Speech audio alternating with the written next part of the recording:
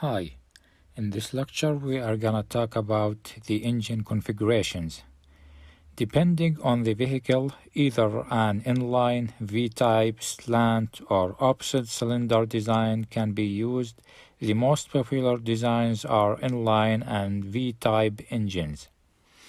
We'll start with inline engine. In the inline engine design, the cylinders are all placed in a single row. There is one crankshaft and one cylinder head for all of the cylinders. The block is cast so that all cylinders are located in the upright position. So inline engine designs have certain advantages and disadvantages. They are easy to manufacture and service. However, because the cylinders are positioned vertically, the front of the vehicle must be higher. This affects the aerodynamic design of the car. Also, aerodynamic design refers to the ease with which the car can move through the air. When equipped with an inline engine, the front of the vehicle can't be made as low as it can with other engine design. The second design is the V-type engine. The V-type engine design has two rows of cylinder located 60 to 90 degrees away from each other. A V-type engine uses one crankshaft which is connected to the pistons on both sides of the V. So this type of engine has two cylinder heads, one over each row of cylinders. One advantage of using a V configuration is that the engine is not as high or long as one with an inline configuration. The front of the vehicle can now be made lower, and this design improves the outside aerodynamics of the vehicle. If 8 cylinders are needed for power, a V configuration makes the engine much shorter, lighter, and more compact. Many years ago, some vehicles had an inline 8-cylinder engine. The engine was very long, and its long crankshaft also caused increased torsional vibration in the engine. So a variation of the V-type engine is with W-type engine. These engines are basically two V-type engines joined together at the crankshaft. This design makes the engine more compact, and they are commonly found in late model of Volkswagens. Also, we have the slant cylinder engine. Another way of arranging the cylinders is in a slant configuration. This arrangement is much like an inline engine, except the entire block has been placed in a slant. The slant engine was designed to reduce the distance from the top to the bottom of the engine, and vehicles using a slant engine can be designed more aerodynamically. So we have as well the opposite cylinder engine. In this design, two rows of cylinder are located opposite the crankshaft. These engines have common crankshaft and a cylinder head on each bank of cylinders.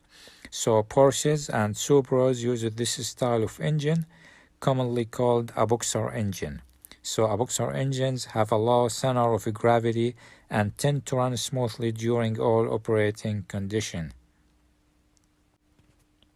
And we'll discuss right now the camshaft and valve location. The valves in all modern engines are placed in the cylinder head above the top of the piston. So the valves in many older engine designs were placed to the side of the pistons. So camshafts are located inside the engine block or above the cylinder head. So the placement of the camshaft further describes an engine. We have the overhead valve or OHV, as the same implies.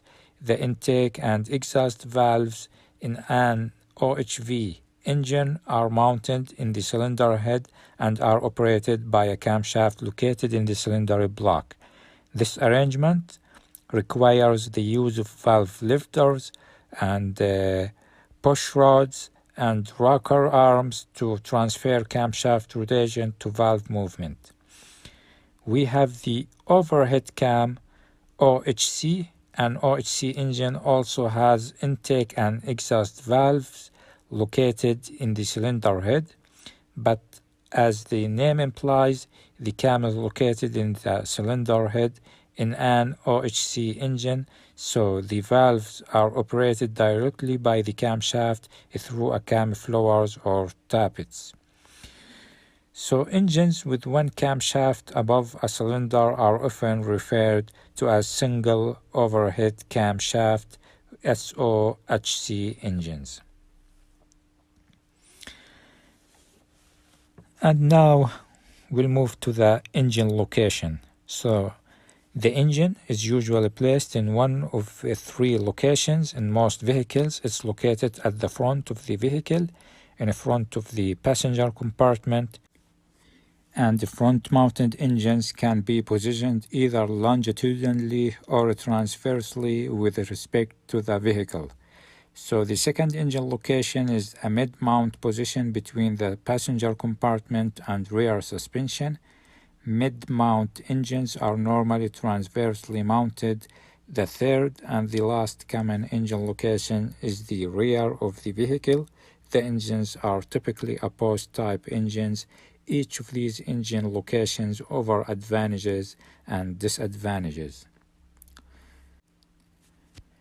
And now we'll move to the front engine longitudinal. In this type of vehicle, the engine, transmission, front suspension, and the steering equipment are installed in the front of the body, and the differential and rear suspension are installed in the rear of the body. Most front engine longitudinal vehicles are rear-wheel drive.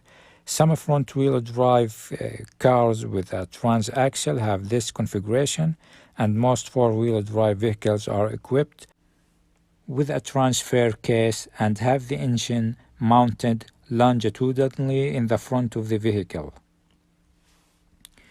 Total vehicle weight can be evenly distributed between the front and rear wheels with this configuration.